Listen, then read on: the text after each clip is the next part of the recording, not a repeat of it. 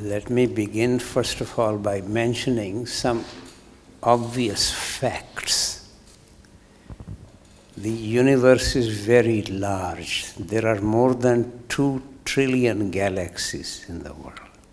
So our planet, also therefore ourselves, we are not at the center of the universe.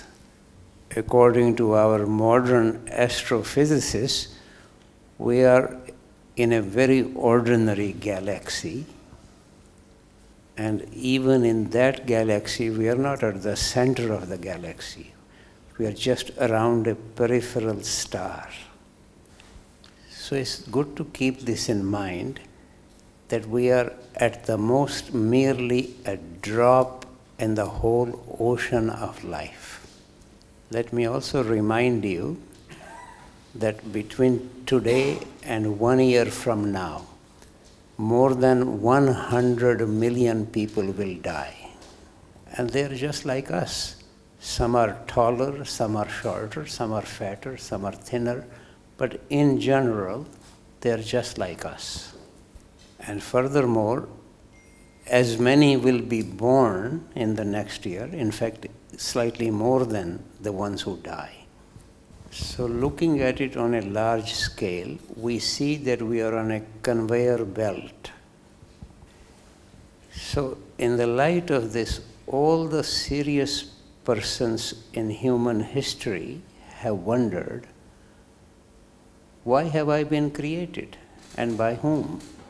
And in general, pursuing these questions and coming to a clear understanding has been quite rare in any culture.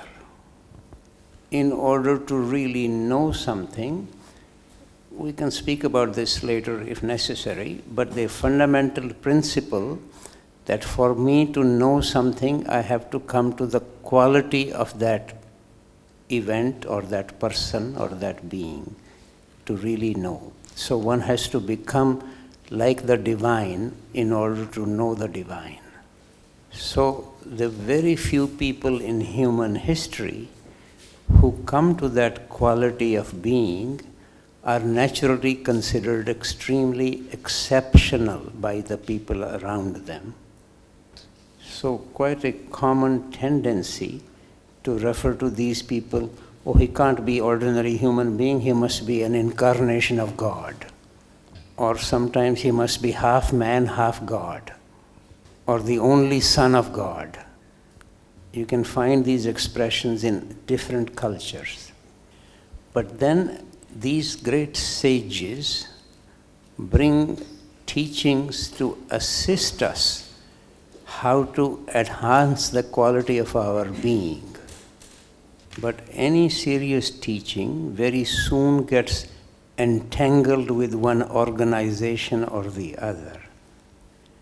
And then every organization insists that they have the only avenue to truth or the only way to God. So we are now in a global culture, especially since the Second World War. There is much more technology. People are able to travel to other countries and become aware of the great texts in other religions. So in a way, Gurdjieff is not necessarily bringing anything new, but he's, as it were, bringing all the fundamental ideas, practices from the great traditions and putting it in a, relatively speaking, contemporary language. Also insisting that one needs to be bringing a global perspective. So, for example, one of his remarks, which you probably all know, take the understanding of the East and the knowledge of the West, and then seek. He himself traveled to many places and practiced many of the traditional teachings in many places. Although one cannot be sure of this, my own impression is that he's, of course, coming from the Eastern Orthodox Christian tradition.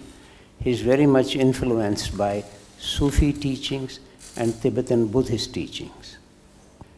And then, as I initially said, every human being sooner or later wonders, who has created me and why?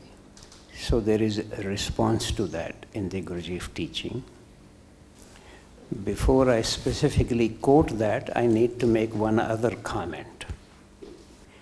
The words like God or spirit or soul have been more or less owned by people, and they have certain understanding of that, especially that somehow God is very personal.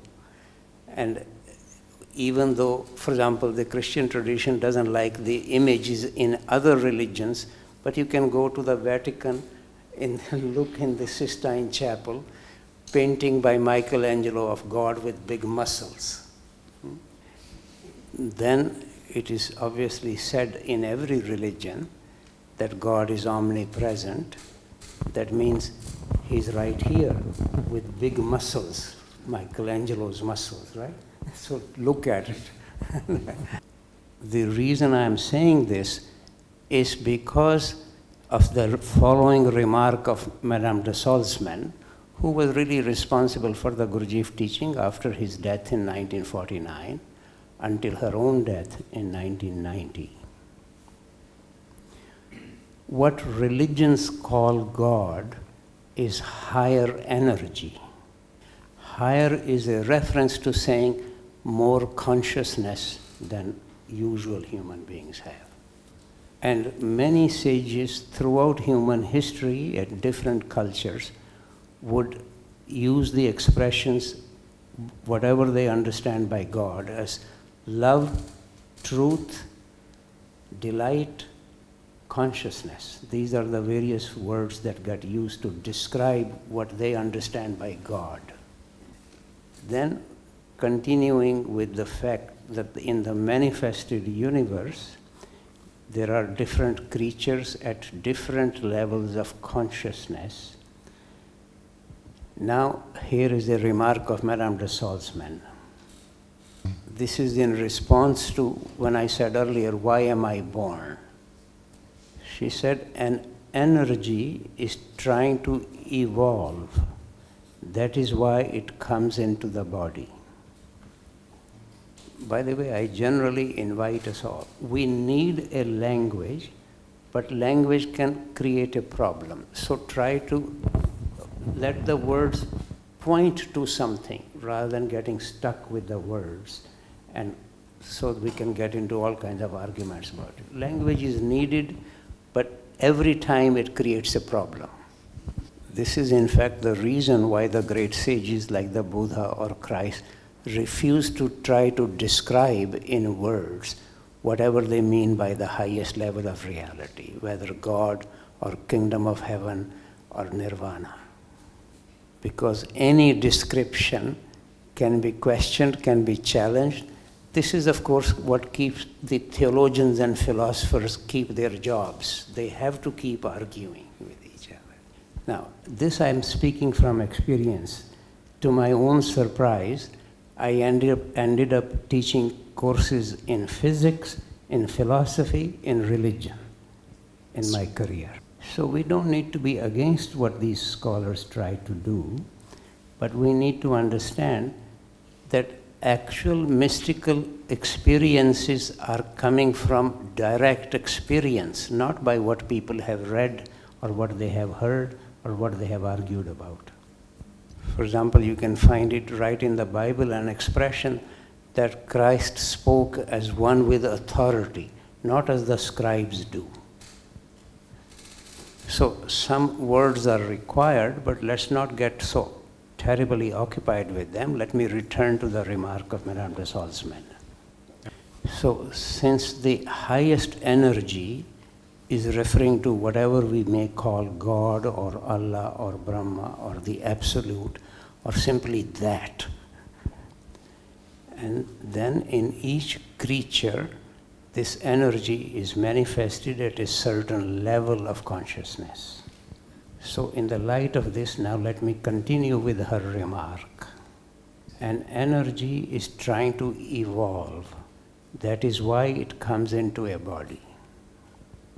This is a basic idea in all spiritual teachings, that every level of energy, now if we stay with human beings, then we can say every level of human being wishes to evolve so that they can come back to the level of God, to the level of the source.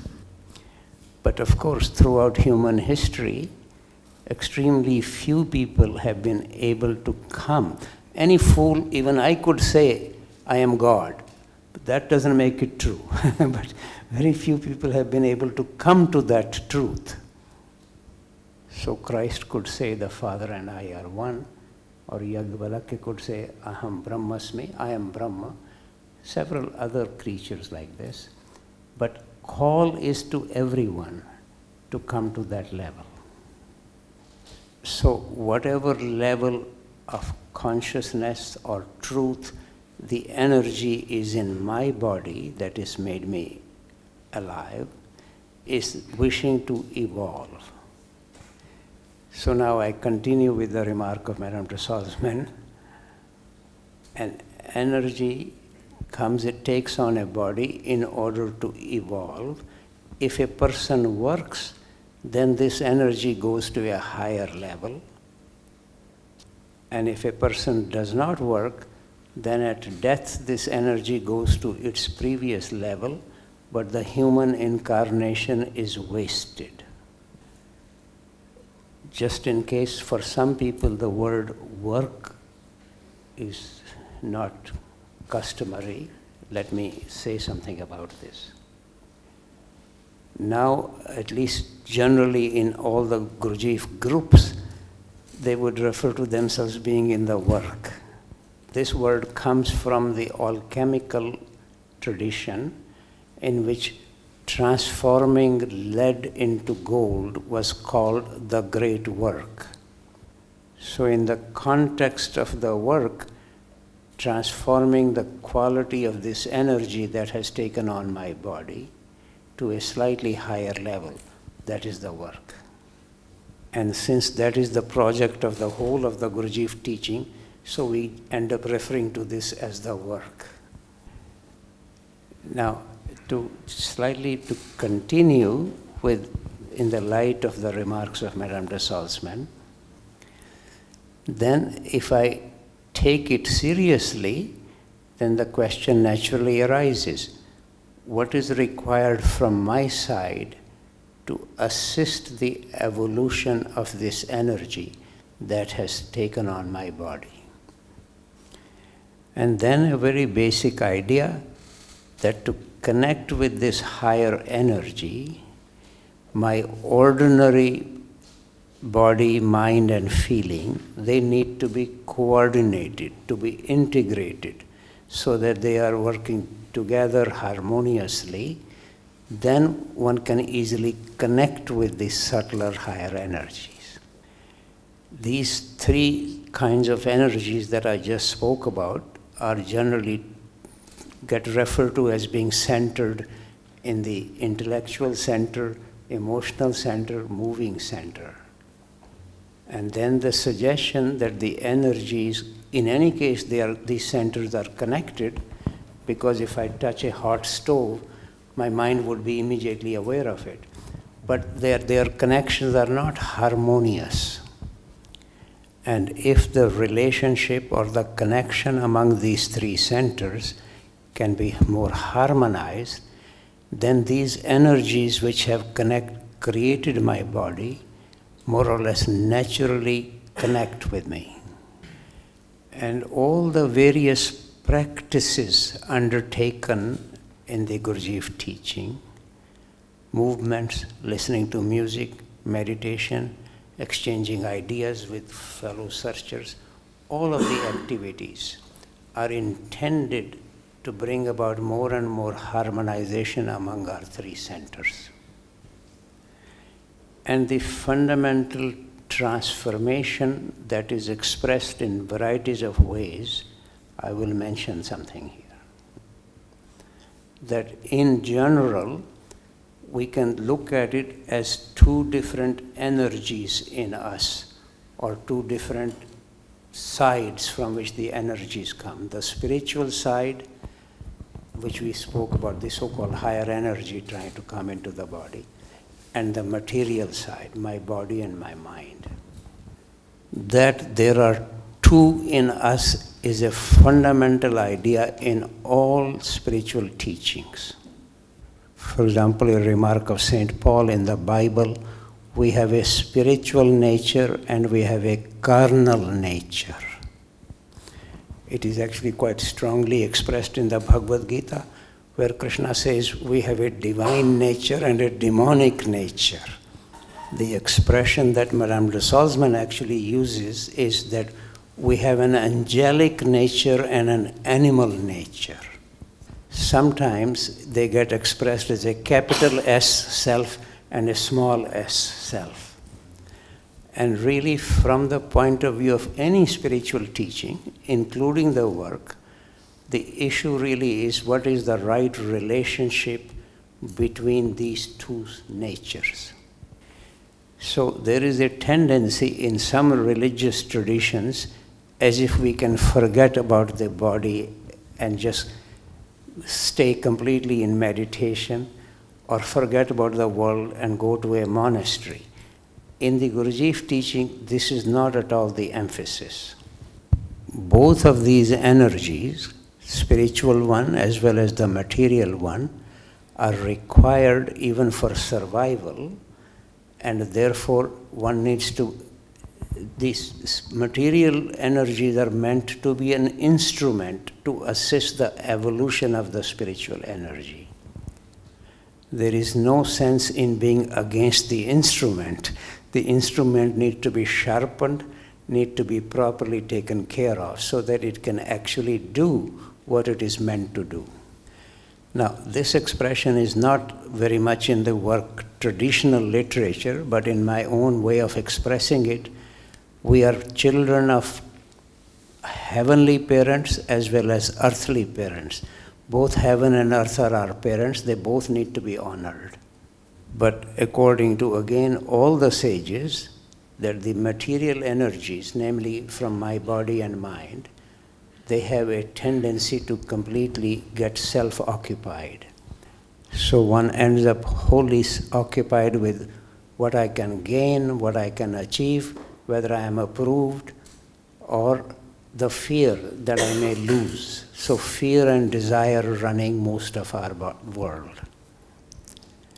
These kinds of remarks, one can find this, for example, the remark of the Buddha, the whole world is driven by fear and desire. Or the remark of the Christ, that the whole world is in the sway of the Prince of Darkness. So sometimes there is a strong tendency to forget about the life on the earth and just move to a monastery or try to go to heaven.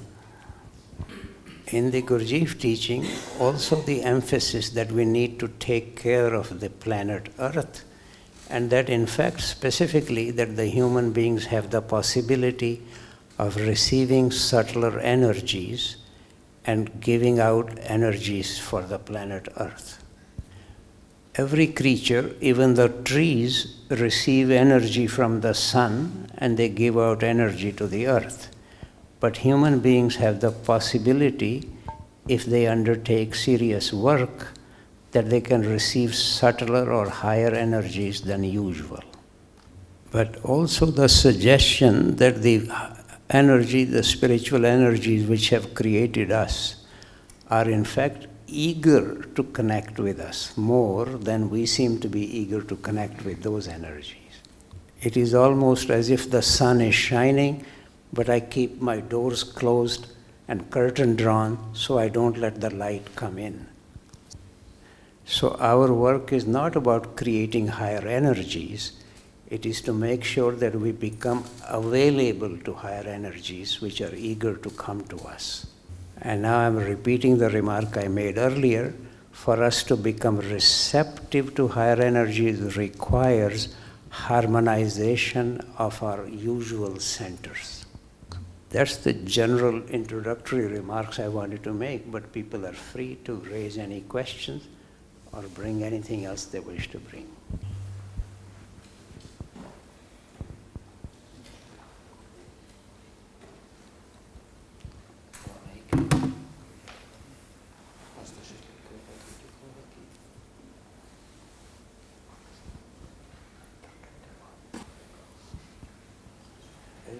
very shy here. Mindenki nagyon szégyellős itt ma.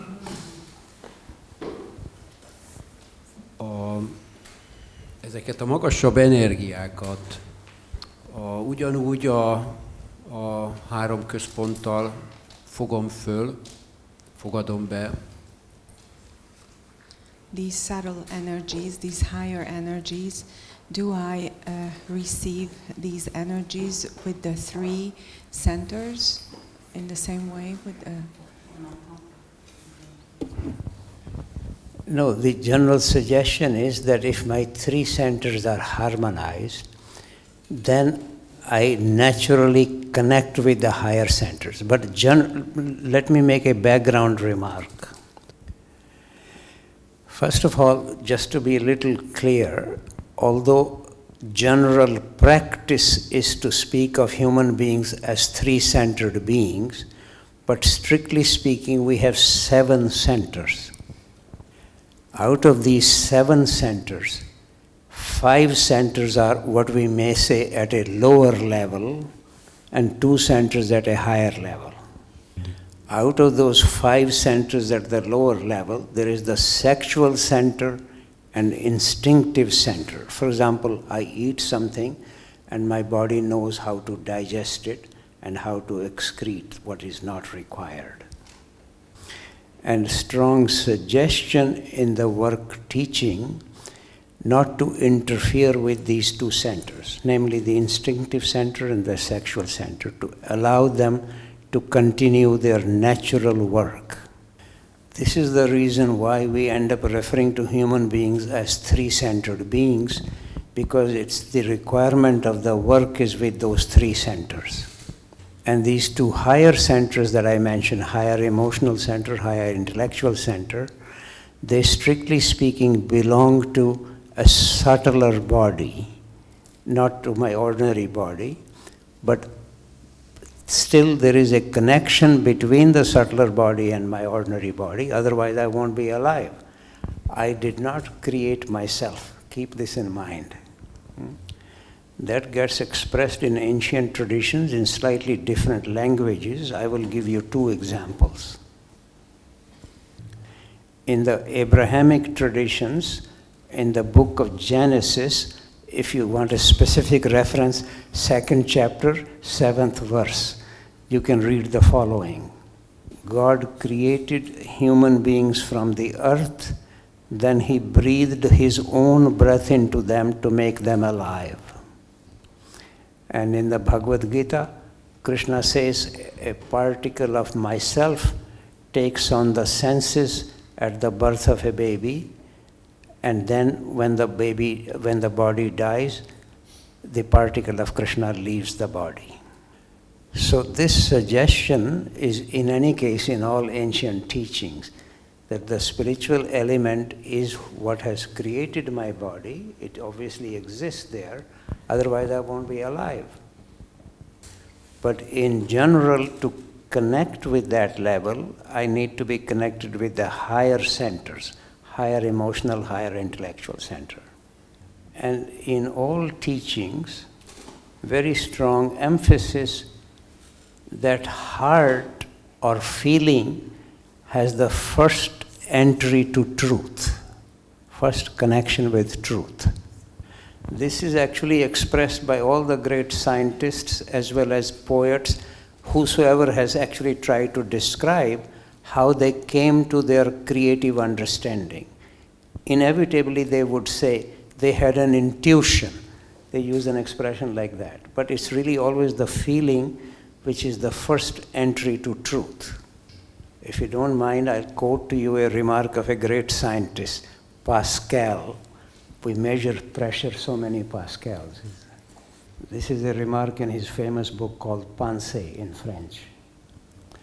Heart has reasons that reason does not know.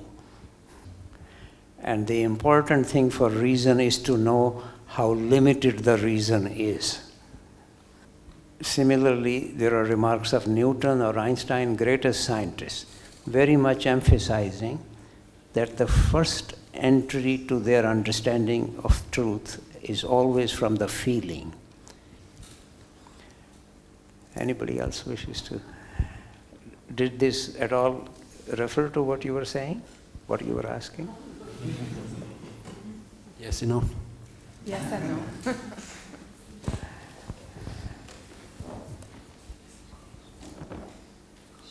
This lady wishes to ask.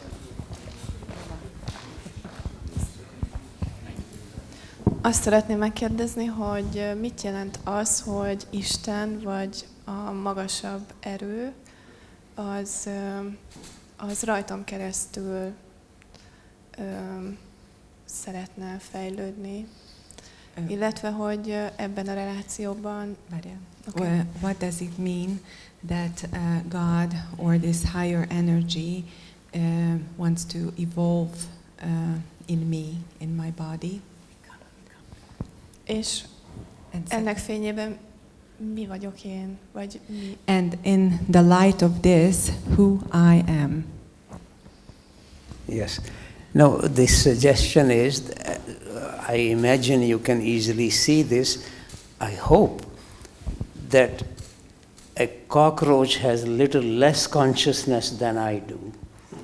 I'm hoping. All creatures have been created by God, but clearly they're at different levels of consciousness.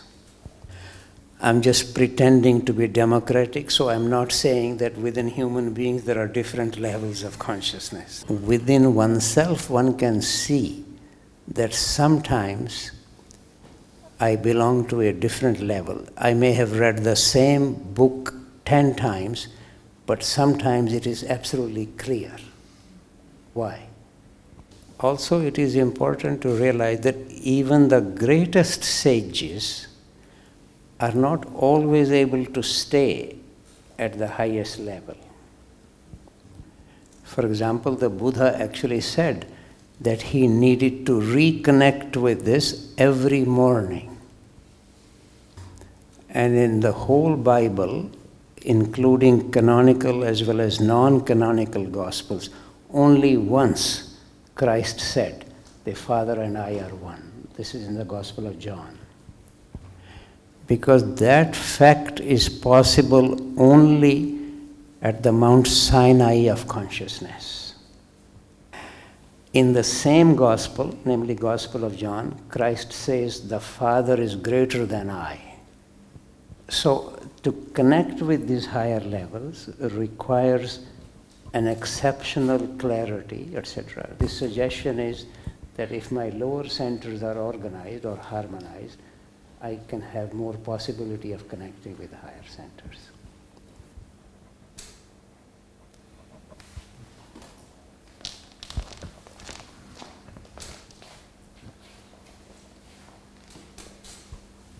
I'm not quite sure if it will work with the microphone, but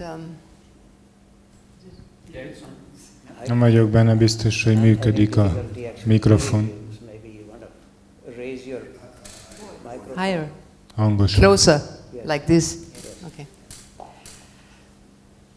I'm really quite impressed about the fundamental exploration and explanation,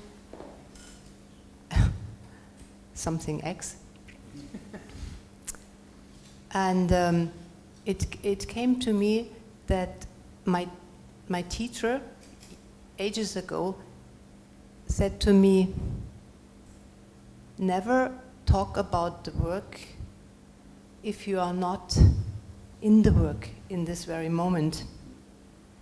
And this is what I ask myself now. What is happening with me right now? And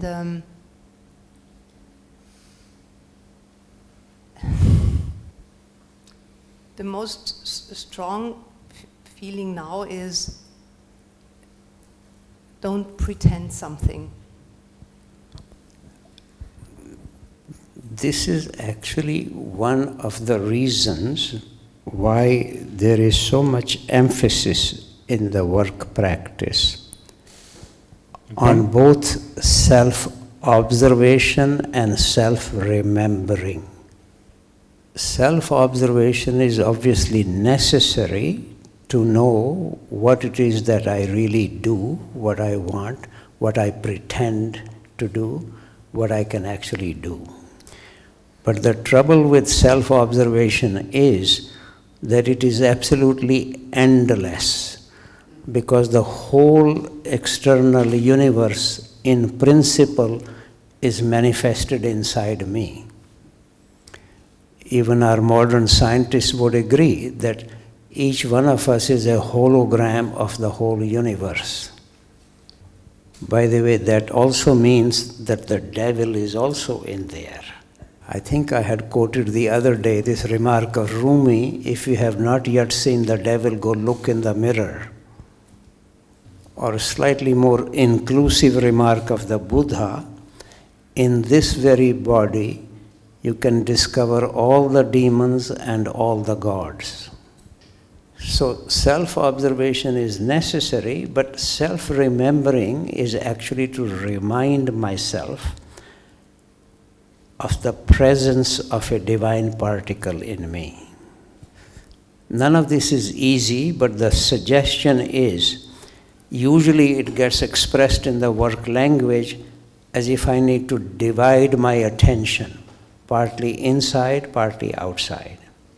In my own experience, this particular expression is not very helpful, because the language implies as if I need to make a division. I would express this differently. Rather than saying I need to divide my attention, I find it better to say I include both what is inside me as well as what is outside me. As I have already said more than once, language is needed, but language can also be problematic. So one doesn't need to get stuck on one expression or the other. And I'm merely now really repeating, it is very important to be a searcher rather than a believer. And every searcher has a unique journey. Any teacher or teaching or the remarks of a sage can help, but don't need to get stuck with any of them. At the best, the teachers can point a way, but I still need to walk. They are not going to carry me there. And during my journey, my walk, I may encounter a glacier, I might encounter a fire, so I need to be careful where and how I walk. And this is also where it is helpful to possibly be able to walk with some fellow searchers. Assisted in the walk, and one is able to overcome the difficulties more, because there is more than one person is engaged in the issue.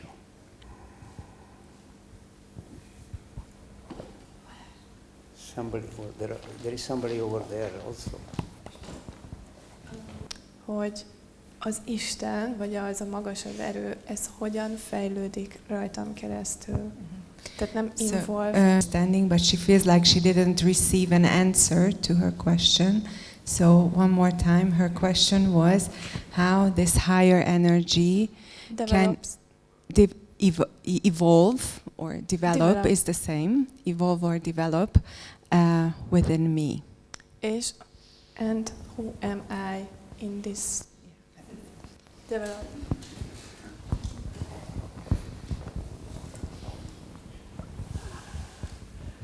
Well, for this higher energy to evolve, it requires for you to assist it. How can you assist it?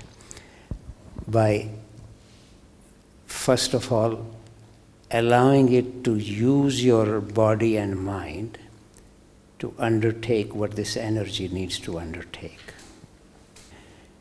If I allow my body and mind to actually serve this higher energy, then it can become able to carry out what it wishes to carry out. Otherwise, it is stuck at the level where it is. And so I don't understand because I am a lower consciousness level, and how can a higher energy develops through me if I am a lower level? well, What can do with me if I... supposing you were a writer and you're using a pen. If the pen breaks down or the ink just flows out, it doesn't allow you to actually use this pen properly, then you can't write the poem. The pen works properly, the poem can be written, then the poet can think of writing another poem.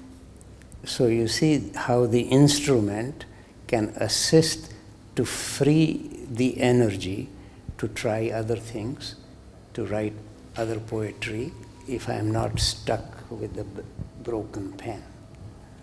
I used this example earlier. If I can receive subtler energies from the sun, and my body-mind doesn't interfere for its transmission to the earth, then it is possible for me to receive still higher energies.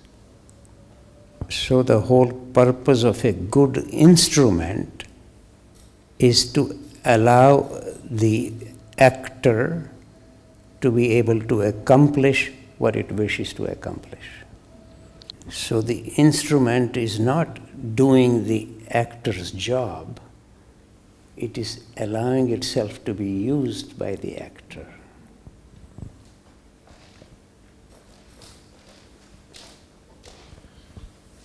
Akkor ehhez szeretnék én is kérdezni, kicsit kapcsolódva a Kattályhoz. Tehát, hogy akkor mit jelent a magasabb energiának, érzésnek a fejlődési szint? So he would like to relate to the previous question.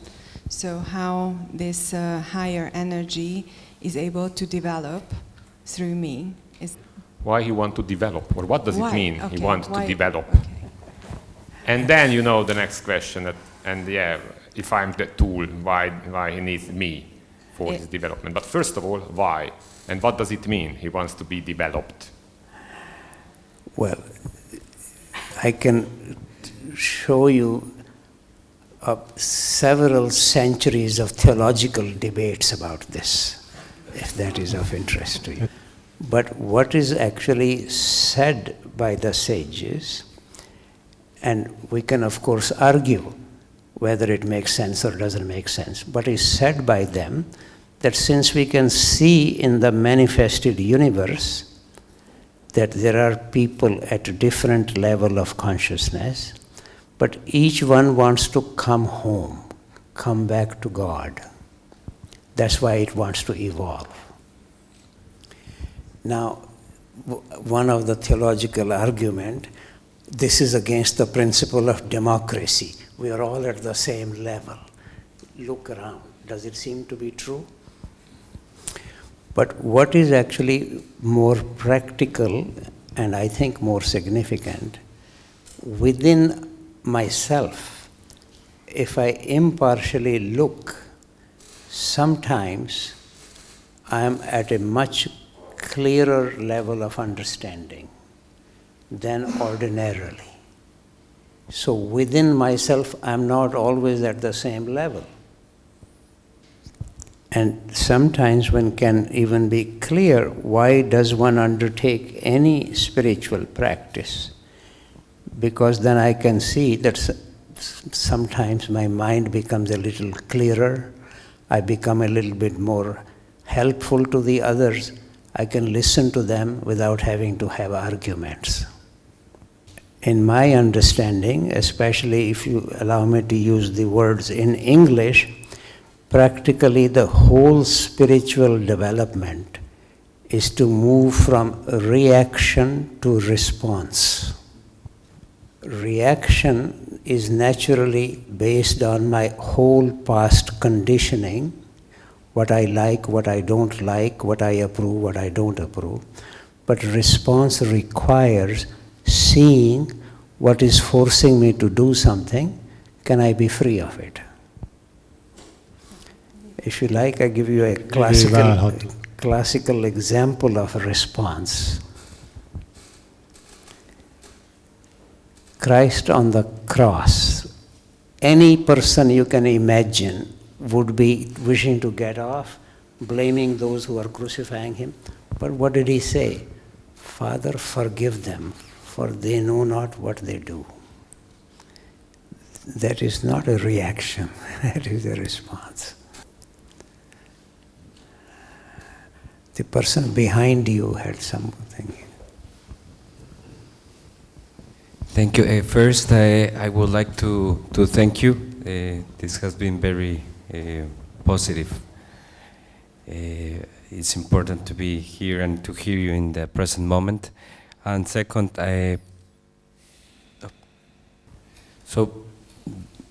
referring that we have different levels of consciousness and we have different processes in order to evolve based on each of the processes, how we're all linked, how we're all part of that unity. That's my question. Well, first of all, in any teaching, and now I just stay with the Gurdjieff teaching, a continual reminder to remember that I will die. Whatever is called Ravi will die. Remembering death is helpful to remind oneself of one's transience and wondering what it is that I would regret on my deathbed not having attended to. This used to be a very common practice, particularly in Buddhist and Christian monasteries, that whenever one monk met another, he would say, memento mori, remember death. That is why I mentioned earlier, among these 8 billion people, every year more than 100 million will die. So one sees one's insignificance if I refer to myself as simply this body sitting here. So in fact, in the Gurdjieff teaching, especially Gurdjieff himself quite frequently reminded people to become aware of one's nothingness. But I can tell you from my own experience, only 2 or 3 times in my life I have really experienced my nothingness. And this was in the presence of Madame de Salzmann, which of course already brings a very different atmosphere, different understanding. And there, recognizing my nothingness was to be aware of the fact that as long as this drop is not connected with the whole ocean, it is nothing. And so that experience of nothingness is not diminishing the value of the drop. It is recognizing that the drop can actually be connected with the whole ocean. That nothingness is to recognize the valuelessness of separation of the drop from the ocean. We had a very great Sufi poet in India, Kabir, who actually makes this remark, that on such occasions, the whole ocean can be manifested through a drop.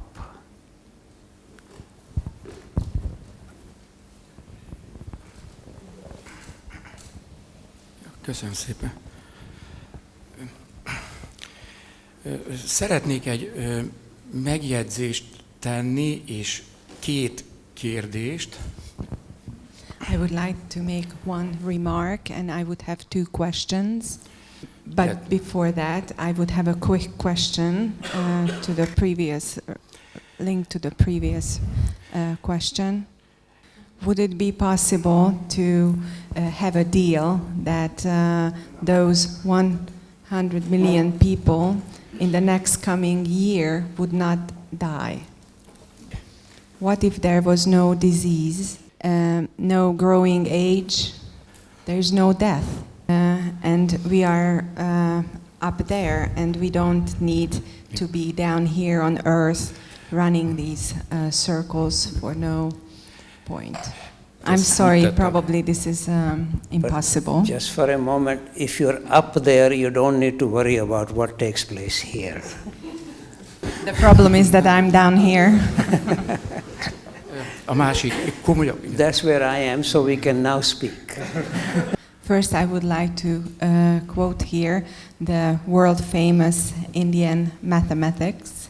Ramanujan, nem tudom. Ramanujan, yes. Ramanujan laid down such rules in mathematics that even in the Westerner mathematics were in awe. And he said that he received the ideas from a god who whispered into his ears every morning. From Devi. Valami. I would now arrive to a question which I think it's very important to clarify, to digest a little bit more. That is actually regarding Gurdjieff's teaching, but is of Uspensky. Gurdjieff's teaching have a very serious support from the scientific field. For instance, the table of the hydrogen in the Gurdjieff teachings. Even Gurdjieff referred to in line with the table of hydrogen for the man being down here, and what is manifested in the absolute up there, it is unreachable for the man. While on the other side, all religions pray to a God that is reachable. And in the ray of creation, which starts from the absolute, so in the ideas, the God is not included. But if we want to include religious teachings into religion into the teachings, we have to find a place of God in the teaching. Supposing you replace the word absolute by God, what would be the difference? The imagination, my concept of it would change. When I say God, say the word God, I have this idea of God, I have this image of God within me, and I can talk about Him, refer to Him in a positive sense. Jóságos, good, igazságos, righteous, szeretetteljes. Full of love. But when I say absolute, I link that word to negative attributes, out of reach. So the problem is with you, not with the word. So you can clear your impression about the absolute. Since you had mentioned something from the Hindu mythology, there the word that is used is Brahma. And literally that word simply means the vastness. And very much the suggestion that in the manifested universe we would have, for example, a trinity of gods in India. Brahma, that is different from Brahma. Brahma, Vishnu, Shiva. But the great Christian mystic Meister Eckhart felt that God, because always gets sort of personalized, doesn't have the same value. So he suggested two different words. And Deitas is very close to what is described about Brahma, both in the manifested world as well as beyond manifestation. And God will be very much close to what is usually understood in the Judeo-Christian world. More or less a similar distinction was made by the great Jewish philosopher Spinoza. And Einstein, who was following very much the philosophy of Spinoza, makes this remark that unless the religious leaders can be free of the personal God, there is no way of coming to any clear understanding of religion. So now specifically coming back to the question of the absolute, at least from my understanding, it actually has a very subtle combination of Deus and Deitas. But from a practical point of view, what is much more relevant, that all the practices in the work are transformation of ourselves from our quality of attachment to the level of the moon, to the level of the sun. And of course there are other cosmological levels above the sun, but from a practical point of view, the suggestion is that above the level of the sun there is no individuality. At the level of the moon, the individuality is mostly occupied with me, me, me. Whereas at the level of the sun, to use the expression of Madame de Salzmann, we have true individuality, which is that one voluntarily submits to a law. I think in another context, maybe yesterday I had given this example. Christ in the Garden of Gethsemane, the last remark of his, if it is possible, let this cup pass me by. He's not eager to be crucified. Yet not my will, but thine be done. That is true individuality. But when he comes to the level of being one with the Father, then there is no history, there is no birth, no death. It is beyond anything to do with individuality. What I just said, you can find this very much more strongly expressed in the letter to the Hebrews. I invite you to read that carefully. Anybody else?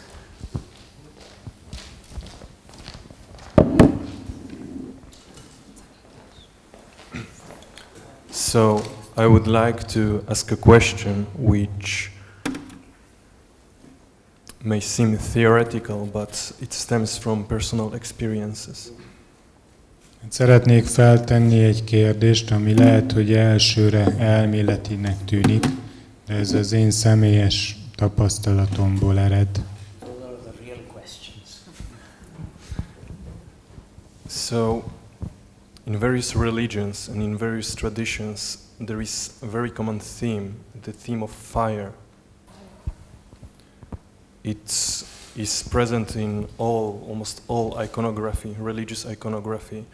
If we speak, for example, about halos, which are present in Buddhist iconography, Islamic and Christian, and it's directly mentioned in various parts of the Bible, as well as probably in other religions. But the most interesting seem to be the burning shrub by the Moses, where I think at that moment the God mentions directly to Moses that Moses should not look directly at the God, or he will be burned, or he will die.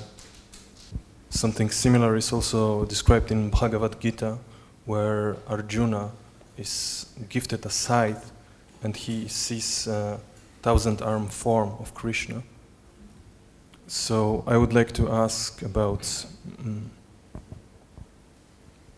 what seems to be described by this fire and what could be felt by us, and why at some points in some scriptures it is described as dangerous.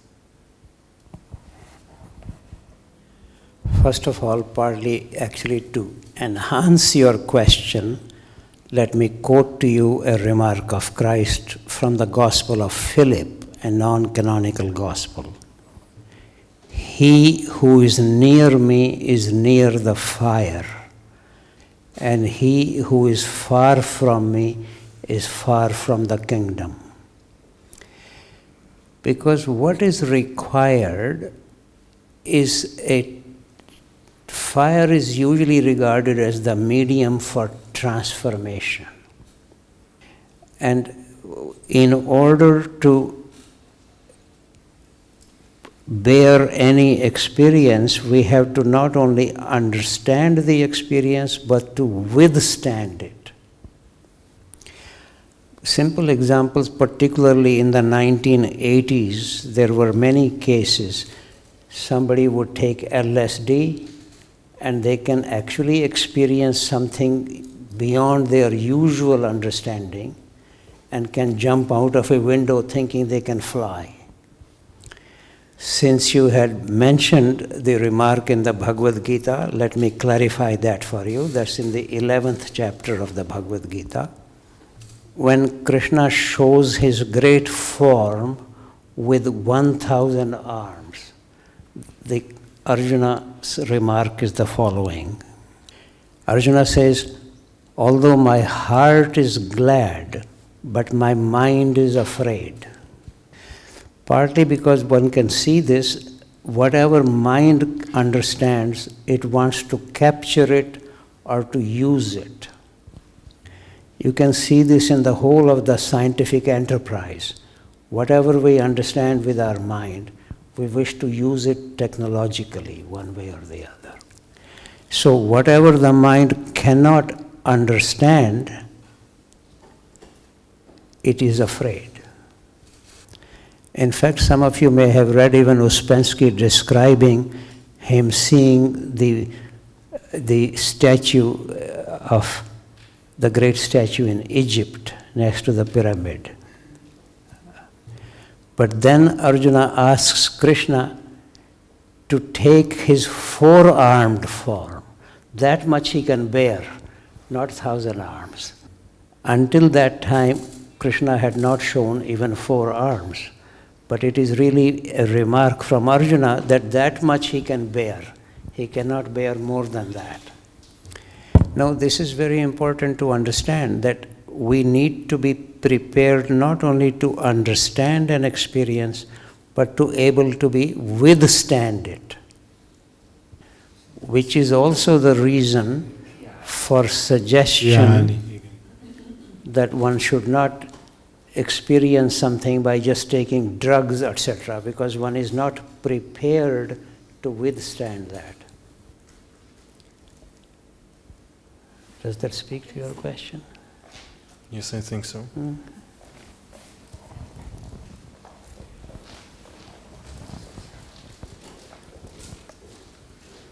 A mester kérdését szeretném felvetni. I would like now to turn to the question of the master.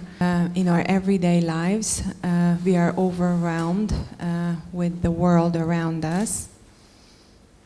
How should we work in the group together that we could evolve to develop to a higher level?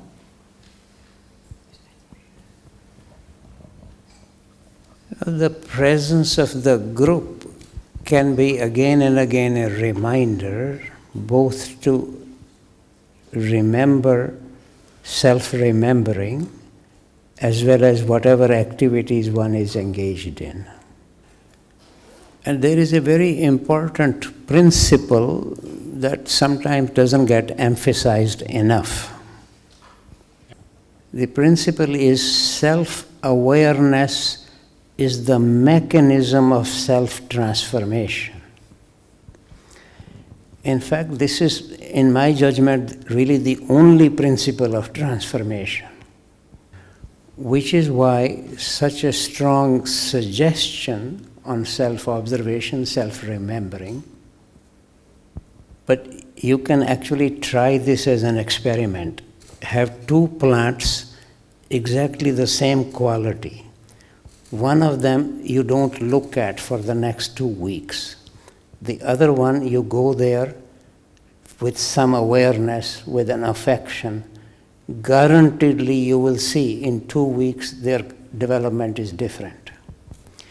In fact, this is more or less the main reason why one wishes to be in the presence of somebody like Madame de Salzman.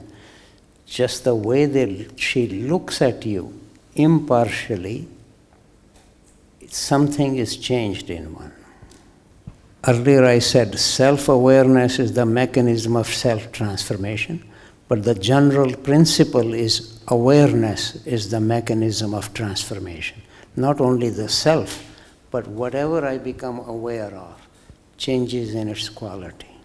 One can see this with respect to one's own children.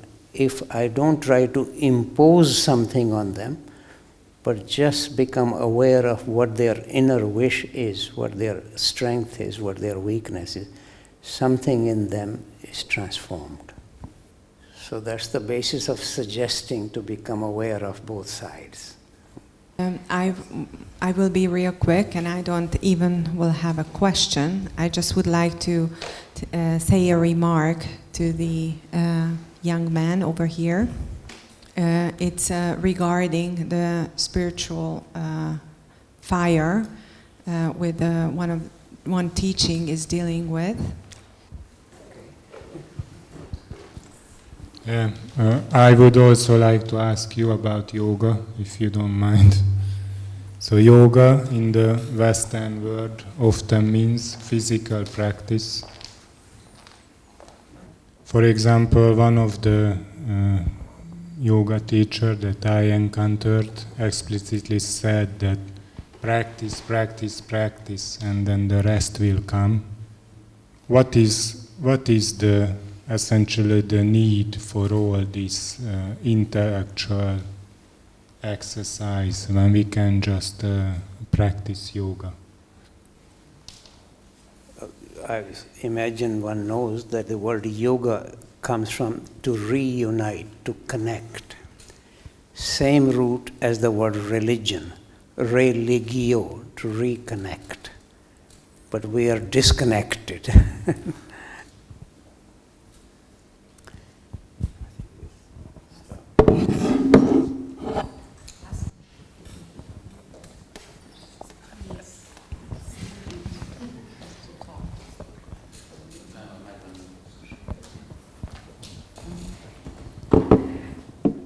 Kata kérdéséhez csatlakoznék. At the very beginning, when we were talking about this higher energy, I would go back to the question raised by Kata. Hogy mit is jelent egy ilyen érintés? What does it really mean to be touched? És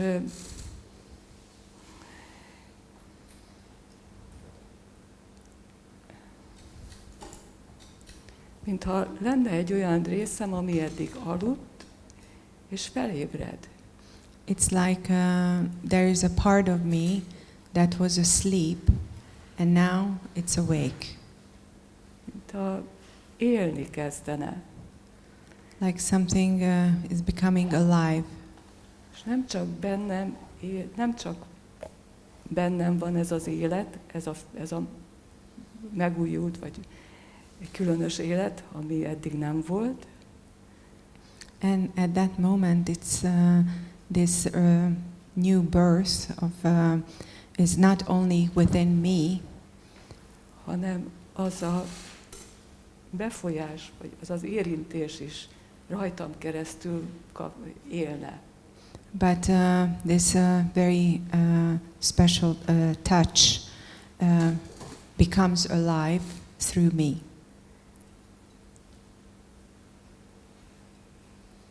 És most ez azért érintett, mert a könyvedet, amikor fordítottuk az evangéliumban, és többször előjönnek, hogy eddig vak voltam, és most látok, eddig aludtam, most felébredek. Tehát van ott valami, ami történik, ami igazából történik. And I was very touched when we were translating your book and you bringing in references from the Bible, the scriptures, that somebody is dead and now is awakened, somebody is asleep and awakened, and something happens. És ennyi csak, hogy ez élő dolog. Tehát It was very living experience for me. It is also true that sometimes when I actually become aware of what is taking place in me, conscience arises. And as Gurdjieff says, that it's only the arousing of conscience that can allow us to come to the place where his endlessness occasionally comes. I think we'll probably stop now, yes.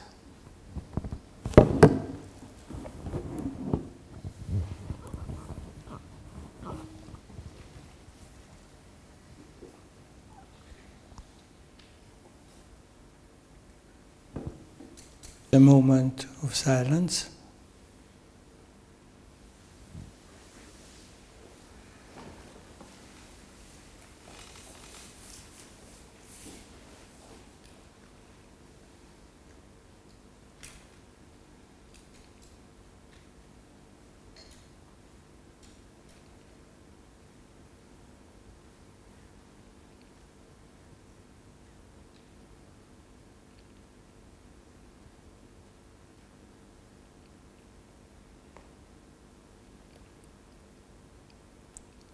And now,